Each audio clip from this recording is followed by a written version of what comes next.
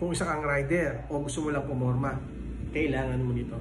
Itong sapatos na to. Ito kasi, itong sapatos na to, kahit umulan, pwede mo siyang gamitin kapag nagmumotor. Pamporma mo na to kung ikay nasa mall.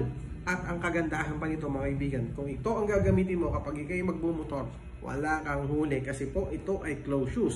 Ngayon kung magmumall ka naman, maporma to kahit naka-short ka o kahit anong suot mo na sapatos. At syempre, meron pa yan dito, insole pa. So ang insole yan, ayan, natatanggal.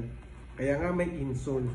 Okay? So ayan mga kaibigan, may mga iba't ibang kulay dito kung anong preferred niyo. Pero para sa akin, mas maganda tong kulay puti. Tingnan nyo nga, ginagamit na natin yan. Kaya para sa akin, sulit, quality, maganda, pamporma, kahit anong suot mo, pwede ito.